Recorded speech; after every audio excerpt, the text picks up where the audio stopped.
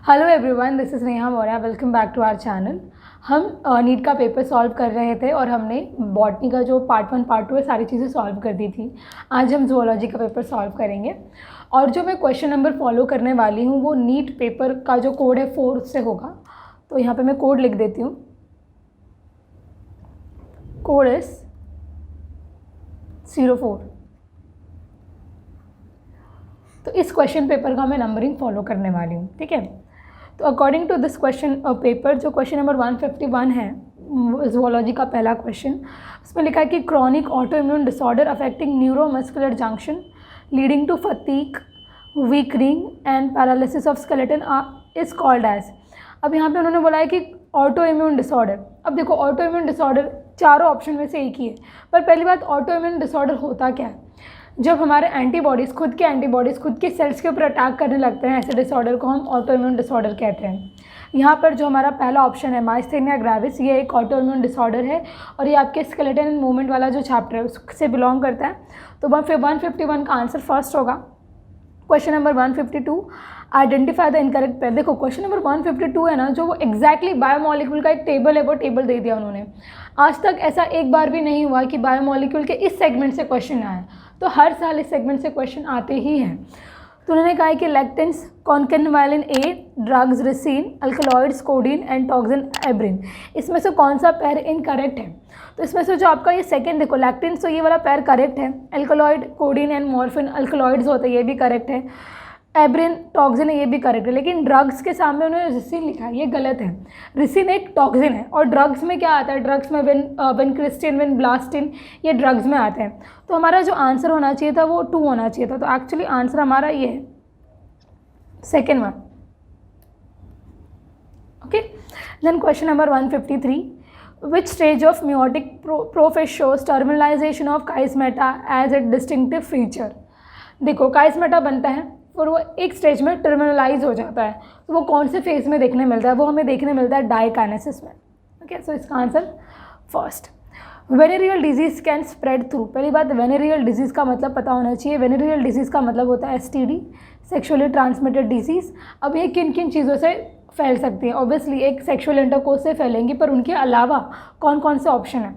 तो पहला उन्होंने कहा है कि यूजिंग स्टेराइल नीडल्स। नो, सी यहाँ पे उन्होंने कहा है कि needles are sterile.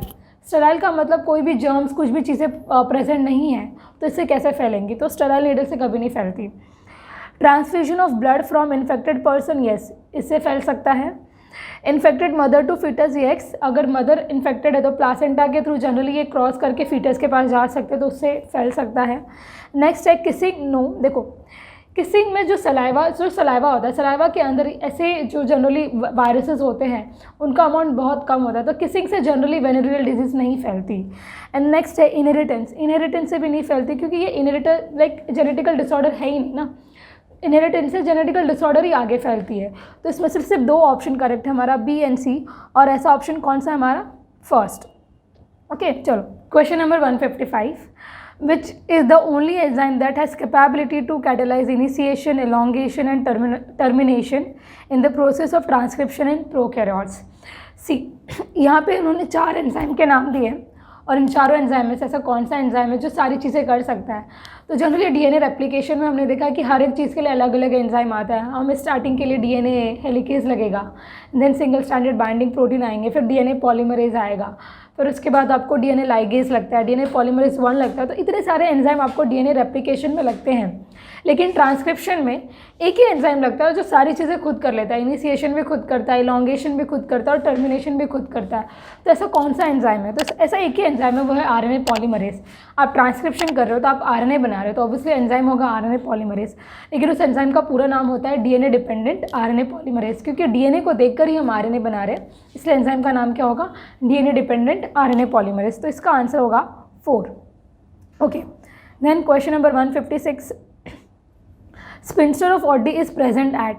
Sphincter of Oddi जो ये आपके डाइजेस्टिव सिस्टम का पार्ट है, कहाँ पर होता है ये? Junction of hepatopancreatic duct and duodenum. Okay, जब पैनक्रिया के डक्ट आते हैं और जो लिवर के डक्ट है वो एक दूसरे से मिल जाते हैं और वो ओपन होते हैं जनरली हमारे स्मॉल इंटेस्टाइन में, तो वहाँ पे जो स्पिंस्टर होता है उसे स्पिंस्टर ऑफ ऑडी कहा जाता है। इसका आंसर 4th है। Question number 157, saccus entericus is referred to as intestinal juice. Intestine के जूस को सैकस एंटेरिकस कहा जाता है, तो इजी पार्ट है। Question number 158, erythropoietin hormone which stimulates RBC formation is produced by the cells of bone marrow, no. Juxtaglomerular cells of the kidney, yes. Alpha cells of pancreas, no. And the cells of rostral adenohypophysis, no. देखो, erythropoietin एक enzyme है जो हमारा kidney बनाता है। तो generally अगर किसी का किडनी फेलियर हो जाएगा, तो अगर वो सिर्फ ये कर रहा है, डायलिसिस कर रहा है, तो भी सारी चीज़ें इनफ नहीं होती, क्योंकि किडनी के और भी बहुत सारे काम होते हैं। जैसे कि किडनी का एक काम होता है इरेथ्रोपोइटिन को रिलीज़ करना, और इरेथ्रोपोइटिन जब रिलीज़ होता है तो आरबीसी के मैचुरेशन में मदद मिलती है। लेकिन जिनका किडनी फेलियर है, वो डायलिसिस कर रहे हैं, तो ये काम तो ये काम किडनी का ही होता है, डायलिसिस से नहीं होता। तो उनके उनको आरबीसी कम हो जाता है, उनको अनीमिया हो जाता है, ठीक है। Then question number 159, the centriole undergo duplication during S phase. S phase में रेप्लिकेशन होता है और सेंट्रियोल का डिप्लीकेशन भी होता है, easy. Question number 160, it belongs to kingdom animalia. Physalia यहाँ पे उनके साइंटिफिक नेम दिए और यहाँ पे उनके कॉमन नेम दिए हैं। तो फाइसेलिया का कॉमन नेम क्या होता है? Portuguese man of war. So इसका हो जाएगा 2। ओके, उसके बाद आप देख रहे हो इसमें पिंक टडा दिख रहा है एंड में। पिंक टडा को आप जनरली याद कर सकते हो कि पिंक टडा का नाम होता है पर्ल ओएस्टर, पी से याद रह जाता है। तो पिंक टडा का हम कह सकते हैं 1। तो हमें अगर आपको ये 2 चीज़ें आती है तो आप पूरा फिल इन द ब्लैंक्स जो है वो कर सकते हो अच्छे से। तो देखो कहाँ से मैच कर रहा है ये। फाइसेलिया का 2 है और जो डी है डी का 1। तो ऐसा हमारे एक ही ऑप्शन में, फर्स्ट ऑप्शन में। तो फाइसेलिया का नाम Portuguese man of war, then limulus का नाम है आपका living fossil, and cyclostoma is hookworm, and pinctada is pearl oyster. Okay, now question number 161, very easy question, very very easy question. देखो हमें चारगाफ रूल पता है, तो अकॉर्डिंग टू चारगाफ रूल अगर आप वो रूल को फॉलो करोगे तो आप क्वेश्चन नंबर 161 ईजी से सॉल्व कर सकते हो। तो उन्होंने कहा कि एडेनाइन 30% है, एक डीएनए उसमें एडेनाइन 30% है। तो तुम बताओ मुझे थायमिन कितना होगा, ग्वानिन कितना होगा, साइटोसिन कितना होगा। सी, एडेनाइन से पेयर करता है थायमिन और ग्वानाइन से पेयर करता है साइटोसिन। ये प्यूरिन्स है और ये पैरामिडीन्स है। तो एडेनाइन अगर 30% है तो एग्जैक्टली थायमिन भी हमारा 30% होगा। ओके, अब फिर बचा हुआ 60% इन्होंने कर दिया, फिर हमें 40% बचा, तो ये 20% होंगे। सिंपल सी बात है। तो ऐसा एक ही ऑप्शन है, फर्स्ट ऑप्शन। फर्स्ट ऑप्शन में थायमिन 30% दिख रहा है, बाकी के 2 20 दिख रहे हैं। Okay, easy. 161। Question number 162, the fruit fly has 8 chromosomes in each cell. During interphase of mitosis, if the number of chromosome at G1 phase is 8, what would be the number of chromosome after S phase? S phase के बाद number of chromosome क्या होगा? देखो number of chromosome same ही रहेगा, 8 ही रहेंगे। ऐसा क्यों हो रहा है? क्योंकि सिंपल सी बात है, हम जनरली क्या करते हैं, डीएनए का कंटेंट बढ़ाते हैं, नंबर ऑफ क्रोमोसोम कभी नहीं बढ़ता। एक इंसान के अंदर अगर 46 क्रोमोसोम है तो वो 46 ही रहेंगे, बट डीएनए का कंटेंट ऑब्वियसली बढ़ जाएगा। दैट मीन्स क्या होता है कि सी, दिस इज़ योर डीएनए, पहले ये इतने डीएनए, अब माइटोसिस के बाद डीएनए इतने रहेंगे, बस डीएनए का कंटेंट यहाँ से बढ़ जाएगा, इस तरीके से हो जाएगा कुछ। और डीएनए के नंबर को आप कैसे पता लगाते हो कि जितना सेंट्रोमेयर है उतना आपका डीएनए होता है। तो यहाँ पे 2 सेंट्रोमेयर है या 2 सेंट्रोमेयर तो 2 क्रोमोसोम होगा। तो डीएनए का कंटेंट बढ़ा है, क्रोमोसोम का नंबर एज इट इज़ रहेगा। Question number 163, person with AB blood group are called as universal recipient, this is due to C. जो AB जिसका ब्लड ग्रुप होता है वो यूनिवर्सल रिसिपिएंट होता है, O जिसका ब्लड ग्रुप होता है वो यूनिवर्सल डोनर होता है। तो ये चीज़ें किसके ऊपर डिपेंड करती है? चीज़ें एंटीबॉडीज़ और एंटीजन के ऊपर डिपेंड करती है। तो जो AB ब्लड ग्रुप जो यूनिवर्सल रिसिपिएंट है, ऑब्वियसली उनके पास कोई भी एंटीबॉडीज़ नहीं होते, तो एब्सेंस ऑफ एंटीबॉडीज़। ओके, सो इसमें से आपका सेकेंड ऑप्शन है जो हमें मैच करता है, absence of antibodies, anti-A and anti-B in plasma. तो कोई भी एंटीबॉडीज़ नहीं होते उनके पास, तो हम उन्हें कोई भी ब्लड ग्रुप देंगे तो जनरली एंटीबॉडीज़ रिएक्ट नहीं करेंगे, इसलिए उन्हें यूनिवर्सल रिसिपिएंट कहा जाता है। Question number 164, the partial pressure in mmHg of oxygen and carbon dioxide at alveoli, the site of diffusion are. तो उन्होंने पूछा है कि यहाँ पर ऑक्सीजन और CO2 का पार्शियल प्रेशर कितना होता है एल्वोलाई के अंदर। तो देखो ये हमारा एल्वोलाई है, ठीक है, एल्वोलाई में, और ये नीचे हमारा ब्लड वेसल होता है और यहाँ पर डिफ्यूजन होगा। तो ऑब्वियसली एल्वोलाई में हमेशा जो पार्शियल प्रेशर ऑफ ऑक्सीजन है वो हमेशा ज़्यादा होता है। कितना होता है? 104। और CO2 का पार्शियल प्रेशर कम होगा और वो कितना होता है? 40। तो ये है आपका ऑक्सीजन का पार्शियल प्रेशर और CO2 का पार्शियल प्रेशर होता है 40। तो इससे मैच करने वाला ऑप्शन हमारा थर्ड है। Partial pressure of oxygen is 104 and partial pressure of carbon dioxide is 40। Okay, next question number 165। Receptor for sperm binding in mammals are present on zona pellucida, क्योंकि receptor का नाम ही क्या होता है, ZP3। तो ZP stands for zona pellucida, right. ऐसे अलग अलग रिसेप्टर्स होते हैं हर अलग अलग एनिमल के लिए। तो ह्यूमन स्पर्म हमेशा ZP3 रिसेप्टर को बाइंड करेगा, ZP1 ZP2 को बाइंड नहीं कर सकता। तो जो जनरली मैमल्स में जो होगा वो ZP3 होता है। Which of the following is an example of hormone releasing IUD। What is IUD? Intra uterine device, जो फीमेल इंसर्ट करती है अपने वजाइना में ताकि कॉन्ट्रासेप्शन बना रहे, ठीक है। तो हम 3-4 तरीके के IUDs पढ़ते हैं। तो यहाँ पे जो ऑप्शन दिया है कॉपर 7 जो है जनरली कॉपर रिलीज़ करता है, copper T again copper, multi road 375, ये सारे कॉपर रिलीजिंग है। इसमें से हार्मोन रिलीजिंग एक ही है, वो जो है LNG-20। तो जो LNG-20 IUD होता है वो आपका हार्मोन रिलीजिंग होता है। Question number 167। The organelles that are included in endomembrane system are.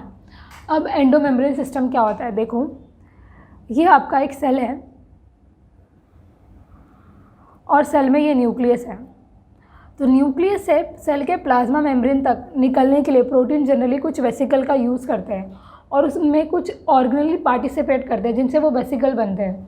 तो उन ऑर्गेनेलिस को मिलाकर कहा जाता है एंडोमेम्ब्रेन सिस्टम। तो यहाँ पर बहुत सारे ऑर्गेनेलिस के नाम दिए और हमें देखना है कि कौन सा एंडोमेम्ब्रेन सिस्टम का पार्ट है और कौन सा नहीं है। तो ऑप्शन 1 में है Golgi complex, mitochondria, ribosome and lysosome. यहाँ तक सारी चीज़ें ठीक है, पर माइटोकॉन्ड्रिया और राइबोसोम कभी भी एंडोमेम्ब्रेन सिस्टम का पार्ट नहीं होते क्योंकि वो वेसिकल नहीं बनाते। सेकेंड ऑप्शन में अगेन माइटोकॉन्ड्रिया आ गया है, तो ये भी हमारा नहीं होगा। थर्ड ऑप्शन में भी माइटोकॉन्ड्रिया आ गया है। फोर्थ ऑप्शन में माइटोकॉन्ड्रिया नहीं है, ये ना ही राइबोसोम है, तो फोर्थ ऑप्शन हमारा आंसर है endoplasmic reticulum, Golgi complex, lysosome and vacuoles, ठीक है। ये मिलके वेसिकल्स बनाते हैं जिससे प्रोटीन को न्यूक्लियस से निकल के या सेल साइटोप्लाज्म से निकल के प्लाज्मा मेम्ब्रेन तक जाने के लिए प्रॉपर्ली रास्ता मिलता है। Question number 168। For effective treatment of the disease early diagnosis and understanding its pathophysiology is very important. Which of the following molecular diagnostic technique is very useful for early detection. देखो यहाँ पे early detection की बात की है, तो यहाँ पे जो 4 ऑप्शन दिए ELISA, hybridisation technique, western blotting और सदर्न ब्लॉटिंग, इनमें से जो 2 ऑप्शन है हमारे एलाइजा और सदर्न ब्लॉटिंग, इनसे हम मॉलिकुलर डायग्नोसिस करते हैं। सो इनसे अर्ली डिटेक्शन होने का चांस है। और इस ऑप्शन में ये दोनों, मतलब इस क्वेश्चन में ये दोनों ऑप्शन जो है वो आंसर लग रहे हैं हमें। तो क्या और हो सकता है आंसर? देखो अगर देखो ऐसे क्वेश्चन हर साल कभी कभी नीट में आ जाते हैं जिसमें 4 ऑप्शन में से 2 ऑप्शन हमें आंसर लगते हैं। तो यहाँ पे I will go with southern blotting. Question number 169। Which of the following is not an objective of biofortification in crop. Biofortification में हम क्या करते हैं, हम क्रॉप की जो न्यूट्रिशनल वैल्यू है वो अपडेट करते हैं, उसमें विटामिन ऐड करते हैं, उसमें मिनरल ऐड कर देते हैं। तो उन्होंने कुछ पूछा है कि इसमें से कौन सा ऑप्शन बायोफोर्टिफिकेशन नहीं है। इम्प्रूव विटामिन कंटेंट, हाँ ये हम बायोफोर्टिफिकेशन में करते हैं। मिनरल कंटेंट भी इम्प्रूव करते हैं, प्रोटीन कंटेंट भी इम्प्रूव करते हैं। Improve resistant to disease, no हम ये बायोफोर्टिफिकेशन भी नहीं करते। तो इसका आंसर आपका 4th हो जाएगा क्योंकि ये बायोफोर्टिफिकेशन का पार्ट है ही नहीं। Question number 170।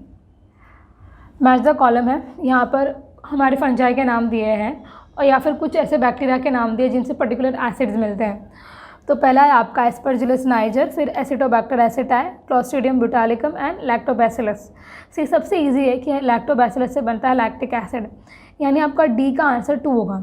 अब तुम डी में देखोगे तो एक ही ऐसा ऑप्शन है जिसमें 2 है। बहुत इजी पेपर आया था तुम्हारा, आप मैथ द फॉलोइंग ईजिली कर सकते हो। तुम्हारा आंसर 3rd होगा जहाँ पर एस्परजिलस नाइजर का सिट्रिक एसिड होता है, एसिटोबैक्टर एसिटाई का एसिटिक एसिड होगा, क्लोस्ट्रीडियम ब्यूटालिकम का ब्यूट्रिक एसिड और लैक्टोबैसिलस का लैक्टिक एसिड। तो answer is 3rd। Question number 171। Dobson units are use to measure thickness of ozone layer. Ozone layer की थिकनिंग कितनी है, इसके लिए डॉप्सन यूनिट का यूज़ किया जाता है। इकोलॉजी का क्वेश्चन है ये। Which enzyme is responsible for the conservation of conversion of inactive fibrogen to fibrin. कौन से एंजाइम का यूज़ किया जाता है फाइब्रिनोजन को फाइब्रिन में कन्वर्ट करने के लिए, वो होता है थ्रोम्बिन। थ्रोम्बिन क्या करता है, फाइब्रिनोजन को फाइब्रिन में कन्वर्ट कर देता है। फाइब्रिनोजन बहुत ज़्यादा सॉल्युबल होता है हमारे ब्लड में, लेकिन फाइब्रिन इनसॉल्युबल होता है। तो जैसे वो फाइब्रिन में कन्वर्ट हो जाता है, वो एक मैश लाइक नेटवर्क बनाता है, जिससे ब्लड क्लॉटिंग हो जाती है या ब्लड का जो ब्लीडिंग है वो रुक जाता है। Question number 173, a specific recognition sequence identified by endonuclease to make cut at specific position with in the DNA is known as palindromic site. Okay, generally biotechnology में हमने पढ़ा है कि जो हमारे एंजाइम होते हैं या जो एंडोन्यूक्लियस होते हैं वो पैलिंड्रोमिक साइट पर कट करते हैं। तो इसका answer palindromic nucleotide sequence option 1 होगा। Question number 174, with regard to insulin choose a correct option. Okay, तो इंसुलिन के हिसाब से हमें करेक्ट ऑप्शन को चूज़ करना है। पहला ऑप्शन कह रहा है कि C peptide is not present in mature insulin. Yes, it is correct. Then the insulin produce by recombinant DNA technology है सी पेप्टाइड, उन्होंने ये कहा है। देन उसके बाद कहा है कि द प्रो इंसुलिन है C peptide, A peptide and B peptide of insulin are interconnected by disulphide bridge. ये तीनों ऑप्शन सही है हमारा, बस बी को छोड़ के। जो रिकॉम्बिनेंट डीएनए टेक्नोलॉजी से हम जो इंसुलिन बनाएंगे उसमें सी पेप्टाइड क्यों डालेंगे? देखो, हमारे बॉडी में जो इंसुलिन होता है उसमें सी पेप्टाइड होता है, तो जैसे सी पेप्टाइड निकलता है वो मैच्योर इंसुलिन बन जाता है। लेकिन अब मैं इंसुलिन बना रही हूँ तो मैं क्यों इमेच्योर या फिर क्यों इनएक्टिव इंसुलिन बनाऊँ? मैं डायरेक्टली एक्टिव इंसुलिन बनाऊँगी, तो उसमें सी पेप्टाइड बॉन्ड को हम नहीं, सी पेप्टाइड अब उसको रखते ही नहीं है हम। ओके, तो ए सी एंड डी यानी option 1 is correct. Question number 175, during the process of gene amplification using PCR, polymerase chain reaction, if very high temperature is not maintained in the beginning, then which of the following steps of PCR will be affected first? तो उन्होंने कहा है कि PCR में हम temperature को generally initially high रखते हैं। अगर हम टेम्परेचर को इनिशियली हाई नहीं रखेंगे तो कौन सा स्टेप है PCR का जो अफेक्ट होगा? तो ऑब्वियसली फर्स्ट स्टेप है आपका डीनेचुरेशन, वो अफेक्ट होगा। हाई टेम्परेचर में हम क्या करते हैं, डीएनए के जो बीच में हाइड्रोजन बॉन्ड है उस हाइड्रोजन बॉन्ड को तोड़ते हैं। तो हाइड्रोजन बॉन्ड को तोड़ने के लिए हमें हाई टेम्परेचर की ज़रूरत पड़ती है, और अगर हाई टेम्परेचर नहीं होगा तो हाइड्रोजन बॉन्ड टूटेंगे नहीं, तो एम्प्लीफिकेशन होगा नहीं। इसीलिए पहला option denaturation. Question number 176, which of the following characteristic is incorrect with respect to cockroach. Okay, cockroach के हिसाब से कौन सी चीज़ें गलत है? कॉकरोच है आपका एनिमल टिश्यू का part. In female, 7 to 9 sterna together forms a genital pouch. Okay, it is correct. 10th abdominal segment in both the sexes bear the pair of anal cerci. Okay, it is also correct. A ring of gastric CK is present at the junction of midgut and hindgut. No. Gastric caeca कहाँ पर होते हैं? वो तो foregut और midgut के junction पे होते हैं। हाइंडगट और मिडगट के जंक्शन पे तो आपका मैल्फिजियन ट्यूब्यूल होता है, तो ये आपका थर्ड ऑप्शन गलत हो गया है। Hypopharynx lies with in the cavity enclose by the mouth parts, exactly correct. तो यहाँ पे उन्होंने पूछा कि कौन सा ऑप्शन इनकरेक्ट है, तो हमारा थर्ड ऑप्शन इनकरेक्ट है और थर्ड ही हमारा आंसर है। Question number 177, which of the following statements wrongly represent the nature of smooth muscle. Okay, smooth muscle के क्या क्या नेचर होते हैं? तो देखो, जनरली हम स्मूथ मसल बनाते हैं कुछ इस तरीके से, कुछ स्पिंडल शेप होता है हमारा स्मूथ मसल, और बीच में हम एक न्यूक्लियस देखते हैं। और क्या क्या फीचर होता है स्मूथ मसल का कि ये नॉन स्ट्राइटेड है, इट इज़ इनवॉलेंट्री, ये सारे फीचर्स होते हैं। यहाँ तो कुछ ऑप्शन दिए हैं, उसमें से जो रॉन्गली रिप्रेजेंटेड ऑप्शन है उसे हमें चूज़ करना है। तो पहला ऑप्शन है communication among the cell perform by intercalated disc. पहला ही गलत हो गया। इंटरकैलेटेड डिस्क हमें स्मूथ मसल में देखने नहीं मिलते, ये तो हमें कार्डियक मसल में देखने मिलते हैं। कार्डियक मसल के जो वॉल्स होते हैं वो, या जो मेम्ब्रेन का एंडिंग पार्ट होता है वो थोड़ा मोटा हो जाता है, and that thickened walls are known as intercalated disc. तो वो हमें कार्डियक मसल में दिखते हैं, स्मूथ मसल में नहीं दिखते। These muscles are present in the wall of blood vessel. Okay, it is correct. These muscles have no striations. Correct. And they are involuntary muscle. Correct. तो आंसर कौन सा होगा? तो आंसर हमारा फर्स्ट होगा। फर्स्ट इज योर आंसर, क्योंकि वही गलत है। Question number 178, again match the following walls. Walls का काम क्या होता है? तो वॉल्स क्या करता है? Entry of sperm through cervix block. तो वॉल जनरली फीमेल्स यूज़ करती हैं, और फीमेल्स उसे अपने वजाइनल पार्ट में इंसर्ट करते हैं जिससे स्पर्म की एंट्री नहीं होती। तो वॉल्स का यही काम होता है। दूसरा है आईयूडीज़। आईयूडीज़ क्या करते हैं, phagocytosis sperm with in the uterus. देखो आईयूडीज को यूट्रस में इंसर्ट किया जाता है, तो आईयूडी से कुछ कॉपर निकलते हैं या जो हार्मोन निकलते हैं वो वहाँ के जो स्पर्म है उनको मार देते हैं, जिसके वजह से स्पर्म ऑब्वियसली एग के पास पहुँच नहीं पाता। वैसेक्टोमी, इसमें removal of vas deferens, and tubectomy removal of fallopian tube. तो अकॉर्डिंग टू दिस आपका हमारा आंसर कौन सा है, fourth, answer is fourth. Okay,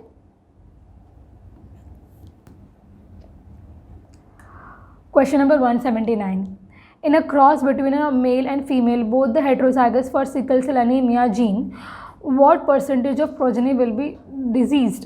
ठीक है, चलो, तो दो कपल है, मेल एंड फीमेल, और दोनों क्या है, हेट्रोजाइगस है सिकल सेल एनीमिया के लिए, मतलब उनका एक जो जीन है वो सिकल सेल एनीमिया से अफेक्टेड है, या ये जो एक क्रोमोसोम के ऊपर जो जीन है। तो हम बनाएंगे, ये ऑटोसोमल डिजीज़ है तो उसको हम नॉर्मली ऐसे लिखेंगे, HBA या HBS, HBA एंड HBS, ये हमारे पेरेंट हैं, मेल एंड फीमेल। अब इनमें से उनका कितना बच्चा जो होगा जिसको सिकल सेल एनीमिया होगा, जनरली जिसके पास होमोजाइगस सिकल सेल एनीमिया के क्रोमोसोम या जीन होते हैं वो जनरली उसकी डेथ हो जाती है। ऐसा कोई हमें पॉपुलेशन में दिखाई नहीं देता, तो हम सिंपल इसके लिए पुनेट स्क्वायर बना लेंगे सिंपली, और पुनेट स्क्वायर से सॉल्व करेंगे। यहाँ पे हम लिख देंगे HBA, HBS, और यहाँ पर भी HBA एंड HBS। सो पहला जो बच्चा बनेगा वो नॉर्मल है, जो दूसरा बच्चा बनेगा वो हेट्रोजाइगस है, तीसरा बच्चा भी हेट्रोजाइगस होगा, एंड जो चौथा बच्चा है वो होमोजाइगस है सिकल सेल एनीमिया के लिए, दैट मीन्स ये एक बीमार रहेगा। तो सिर्फ एक ही बच्चा जो बीमार होगा, तीन हमारे नॉर्मल निकल रहे हैं, या तीनों में उतनी कुछ ज़्यादा दिक्कत नहीं है, तो चार में से एक बीमार है, यानी 25% जो है बच्चा बीमार रहेगा। ठीक है, तो आंसर आपका क्या होगा, 25%। Okay, question number 180, read the following statement, metagenesis is observed in helminths. No, metagenesis helminths में कहाँ मिलता है, तो ये आपका खत्म हो गया। मेटाजेनेसिस किस में देखने मिलता है, मेटाजेनेसिस हमें देखने मिलता है आपका इसमें टीनोफोरा के अंदर, सॉरी निडारिया के अंदर। तो ये हो गया, आप ये गलत हो गया स्टेटमेंट, ये गलत है। Echinoderms are triploblastic and coelomate animals. Okay, this is true. Roundworms have organ system level of body organisation, ये भी ट्रू है। Comblets present in the ctenophores help in the digestion, no. Water vascular system is characteristics of echinoderm, यानी हमारा answer है B, C and E। Okay, second is correct, B, C and E। तो हमारा option 2 correct है, तो correct option यही सारे हैं हमारे। ओके, देखो वाटर वैस्कुलर सिस्टम अलग है और केनाल सिस्टम अलग है। केनाल सिस्टम हमें पॉरीफेरा में देखने मिलता है और वाटर वैस्कुलर सिस्टम हमें इकानोडर्म्स में देखने मिलता है। Which of the following belongs to the family Muscidae. Muscidae में कौन बिलोंग करता है, हाउस फ्लाई। देखो हाउस फ्लाई का नाम क्या होता है, मस्का डोमेस्टिका। ये आपके फर्स्ट चैप्टर में आ गए 11th के। तो मस्का डोमेस्टिका जो house fly belongs to family Muscidae, तो answer is 2। Which of the following RNA is not required for the synthesis of protein. Protein बनाने के लिए कौन से RNA का हम यूज़ नहीं करते, तो चारों ऑप्शन दिया है, rRNA, mRNA, siRNA and tRNA। तो इसमें से हम rRNA का यूज़ करते हैं, rRNA से ही राइबोसोम बनता है। mRNA के ऊपर ही हमारे सीक्रेट कोड लिखे होते हैं, कोडॉन्स लिखे होते हैं, और tRNA क्या करते हैं, अमाइनो एसिड को लेके आते हैं। लेकिन siRNA हम का यूज़ नहीं पड़ता है। siRNA को साइलेंसिंग RNA भी कहा जाता है या स्मॉल इंटरफेयरिंग RNA भी कहा जाता है। तो जनरली इनका यूज़ कब नहीं होता प्रोटीन सिंथेसिस में, तो आपका आंसर 2 होगा siRNA। Which of the following organism bears hollow and pneumatic long bones. Okay, hollow और न्यूमैटिक लॉन्ग बोन्स किन का फीचर है, तो जनरली एव्स, बर्ड जो रहते हैं उनके अंदर hollow and pneumatic long bones मिलते हैं। हमारे जो बोन्स होते हैं वो न्यूमैटिक एक बीमारी के वजह से हो जाते हैं, ऑस्टियोपोरोसिस के वजह से, लेकिन बर्ड्स में इनिशियली मिलते हैं। तो इसमें से कौन सा जो हमारा ग्रुप है जो बर्ड को बिलोंग करता है, तो देखो मैक्रोपस और ऑर्निथोराइनकस, ये जो है ये मैमल को बिलोंग करते हैं। इसमें से एक आपका शायद होता है कैंगारू और एक होता है आपका प्लैटिपस। तो I think Macropus is kangaroo and Ornithorhynchus is platypus, तो they belong to mammals. Neophron is vulture, so it belong to S, तो आपका आंसर 3rd होना चाहिए। And Hemidactylus is wall lizard, so answer is 3 I guess. Okay, या नहीं 3 ही है. फिर हम चलते हैं ऑप्शन 1 क्वेश्चन नंबर 184 पे. मैच लिस्ट 1 विथ लिस्ट 2, यानी वापस यहाँ पर मैच द फॉलोइंग है. उन्होंने पूछा है मेटामेरिज्म. देखो मेटाजेनेसिस एक अलग चीज़ है और मेटामेरिज्म एक अलग चीज़ है. मेटाजेनेसिस में हम अल्टरनेशन ऑफ जनरेशन देखते हैं और मेटामेरिज्म में बॉडी सेगमेंटेड होती है. तो यहाँ पे किसकी बॉडी सेगमेंटेड है, तो एनालिडा की बॉडी सेगमेंटेड होती है. ओके, देन उन्होंने कहा है कि कैनाल सिस्टम किस में मिलेगा. कैनाल सिस्टम मिलता है पॉरीफेरा में. देन उसके बाद कोम प्लेट्स किस में मिलते हैं, कोम प्लेट्स मिलते हैं टीनोफोरा में, यानी ओके. एंड देन नीडोब्लास्ट किस में मिलता है, सिलेंट्रेटा में. तो option A is your answer. Okay, this is easy. Coelenterata को निडारिया भी कहेंगे, तो उसी से नीडोब्लास्ट नाम मिला है हमें. Select the favourable condition required for the formation of oxy haemoglobin in the alveoli. Oxy haemoglobin किसे कहा जाता है, जब हीमोग्लोबिन से ऑक्सीजन बाइंड हो जाता है उसे हम ऑक्सी हीमोग्लोबिन कहते हैं. ऑक्सी हीमोग्लोबिन के लिए कुछ कंडीशंस होती है, वो होनी चाहिए तभी जाके ऑक्सी हीमोग्लोबिन बनेगा हमारे बॉडी के अंदर. तो क्या क्या होगा, ऑब्वियसली ऑक्सी हीमोग्लोबिन के लिए हमें हाई ऑक्सीजन चाहिए, high partial pressure of oxygen, low partial pressure of CO2. तो ऐसे तो बहुत सारे हमें ऑप्शन में दिख रहे हैं, 2 ऑप्शन में दिख रहे हैं, लेकिन इसके लिए लेस H+ भी चाहिए और लोअर टेम्परेचर भी चाहिए. तो ऐसा एक ही ऑप्शन है जो सारों कंडीशन को फुलफ़िल करता है, वो आपका ऑप्शन 3. तो ज़ूलॉजी का जो पार्ट 1 है वो हमने कंप्लीट कर लिया है. अब सेक्शन बी या पार्ट 2 की बात करते हैं. Question number 186, again match the following. Allen's rule, then physiological adaptation, behavioural adaptation and biochemical adaptation. Allen rule को फॉलो करता है पोलर बियर, यानी फर्स्ट का 4th है. फिजियोलॉजिकल अडेप्टेशन हमें देखने मिलता है आपके इसमें कंगारू रैट में. बिहेवियरल अडेप्टेशन देखने मिलता है डेजर्ट लिजर्ट में और बायोकेमिकल अडेप्टेशन देखने मिलता है मरीन फिश में.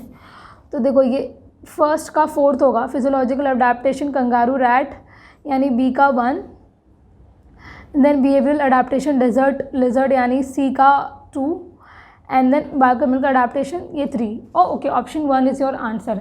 देखो what is Allen rule. Allen rule क्या कहता है कि जो एनिमल्स बहुत ही ज़्यादा ठंडी जगहों पे रहते हैं उनके जनरली जो लिम्स है वो छोटे होते हैं, या फिर उनके जो कान है ये सारी चीज़ें छोटी होती ताकि हीट लॉस कम हो सके. तो जनरली एलन रूल को पोलर सील फॉलो करता है क्योंकि ये ठंडी जगहों पे रहता है और हीट लॉस करने के लिए उनके जो ये सारी चीज़ें होती है वो जनरली छोटी होती है प्रोपोर्शन में, ताकि हीट लॉस कम हो. Question number 187, which of the following statement about histone is wrong. Wrong बताना है हमें. तुम्हें पता है हिस्टोन प्रोटीन होता है जिसके ऊपर DNA रैप करता है. Histones are rich in amino acid lysine and arginine. Yes, देखो हिस्टोन एक बेसिक प्रोटीन है तो उसके अंदर बेसिक अमाइनो एसिड बहुत ज़्यादा होता है, जैसे कि लाइसिन एंड आर्जिनिन ये ज़्यादा होते हैं, इसलिए वो बेसिक अमाइनो एसिड बन पाता है. Stones carry positive charge in the side chain. Exactly उनके पास पॉजिटिव चार्ज होता है क्योंकि DNA के पास नेगेटिव चार्ज होता है, तो उनके बीच में एक अट्रैक्शन बना रहता है. Stones are organise to form a unit of 8 molecule. Yes, stone is a octamer. Octamer का मतलब 8 होता है. The pH of stone is slightly acidic. No, अभी मैंने कहा कि ये लाइसिन और आर्जिनिन जो है वो बेसिक अमाइनो एसिड है और उनका नंबर ज़्यादा होता है, तो ये एक बेसिक प्रोटीन है तो स्लाइटली एसिडिक तो नहीं हो सकता. तो आंसर इज़ 4.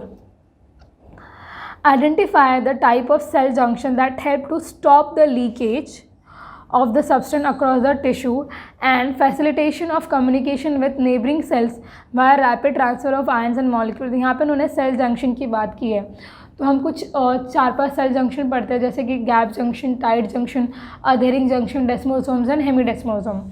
गैप जंक्शन से क्या होता है, जनरली हमें हार्ट में और न्यूरॉन्स में देखने मिलता है. प्रॉपर मॉलिक्यूल्स का ट्रांसफ़र कर पाते हैं हम. क्या जो टाइट जंक्शन होता है बहुत ही ज़्यादा स्टिक, उसके बीच में कुछ भी गैप नहीं होता, कोई भी चीज़ लीक नहीं हो सकती. देन अधेरिंग जंक्शन सिग्नलिंग के लिए होता है. डेस्मोसोम अगेन स्ट्रेंथ के लिए होता है. हेमीडेस्मोसोम बेसमेंट मेम्ब्रेन और सेल के बीच में होता है. तो उन्होंने पूछा कि कौन सा लीकेज प्रिवेंट करेगा और कौन सा नेबरिंग सेल से कम्युनिकेशन करवाएगा. तो लीकेज प्रिवेंट करता है टाइट जंक्शन और कम्युनिकेशन के लिए हम यूज़ करते हैं गैप जंक्शन. तो रिस्पेक्टिवली हमारा आंसर 4th होगा, tight junction and gap junction. Okay, then question number 189. Which of the following is not a step in multiple ovulation embryo transfer technique या टेक्नोलॉजी। ये इस टेक्नोलॉजी में क्या किया जाता है, फॉर एग्जांपल किसी फार्मर को अपना हर्ड साइज़ इंक्रीज़ करना है तो एक सुपर काऊ को चूज़ करेगा जिस काऊ के अंदर बहुत सारी अच्छी क्वालिटीज़ है जो उसे चाहिए, और वो उसके अंदर मल्टीपल ओवुलेशन करा के बहुत सारे सेम जेनेटिक वाले बहुत सारे बच्चे बनाएगा ताकि उसका हर्ड साइज़ इंक्रीज़ हो एक टाइम पे और जो बच्चे बने वो अच्छे क्वालिटी वाले हो। उसके लिए ये टेक्नोलॉजी यूज़ की जाती है। अब उसके लिए कुछ हार्मोन का इंजेक्शन और बहुत सारी चीज़ें की जाती हैं। तो पहला दिया है कि cow is fertilise by artificial insemination. Exactly artificial insemination करवाना पड़ता है, ये की जाता है। यहाँ पे हमें नॉट पूछा है तो ये किया जाता है। Fertilise eggs are transfer to surrogate mother at 8 to 32 cell stage, yes ये भी किया जाता है। Cow is administered hormone having LH like activity for super ovulation. देखो LH के लिए, LH सुपर ओवुलेशन के लिए यूज़ नहीं किया जाता, FS यूज किया जाता है क्योंकि FS का नाम क्या है, फॉलिकल स्टिमुलेटिंग हार्मोन। तो जब हम फॉलिकल स्टिमुलेटिंग हार्मोन इंजेक्ट करेंगे तो उनके फॉलिकल को स्टिमुलेट करके किस में कन्वर्ट करेगा, एग में। तो एक साथ बहुत सारे एग बनेंगे, तो यही क्या करेंगे हमारे मल्टीपल ओवुलेशन। यानी थर्ड वाला ऑप्शन गलत है, तो हमारा आंसर थर्ड ही होना चाहिए। Cow ills about 6 to 8 eggs at the time, yes FSH यही होता है। तो यहाँ पर आपका आंसर होना चाहिए थर्ड। ओके, देन हम नीचे चलते हैं क्वेश्चन नंबर 190 पर। Match list 1 with list 2। Filariasis यहाँ पे क्या होता है, Wuchereria, bancrofti, amoebiasis, Entamoeba histolytica, pneumonia, Haemophilus influenzae and ringworm Trichophyton. तो हमारा कौन सा होगा, ए का 3, ओके ए का 3 एक ही ऑप्शन में, देन हमारा आंसर मिल गया fourth, easy. 191 following are the statement with reference to lipids. Lipids having only single bonds are called as unsaturated fatty acid. No, अगर सिंगल बॉन्ड है तो उनको अनसैचुरेटेड क्यों कहेंगे, उनको सैचुरेटेड कहेंगे। और अगर अनसैचुरेटेड कहना है तो एक से ज़्यादा बॉन्ड होगा, तो पहले ही हमारा गलत हो गया। Lecithin is phospholipid, yes. Trihydroxy propane is glycerol, yes. Palmitic acid has 20 carbon atoms, no it has 60। Arachidonic acid has 16 carbon atom, no it has 20। ये 3 गलत हो गया हमारे। तो choose the correct answer from the option given below. तो 2 ही correct है ना, B और सी, तो बी और सी करेक्ट है, ऑप्शन ए आंसर हो गया। Question number 192, which of the following secrets the hormone relaxin during the later phase of pregnancy. Pregnancy के बाद कौन सा पार्ट होता है जो हार्मोन रिलैक्सिन रिलीज़ करता है। देखो जो ओवरी है, ओवरी से रिलैक्सिन रिलीज होता है। रिलैक्सिन क्या करता है, मसल को रिलैक्स कर देता है आफ्टर प्रेगनेंसी।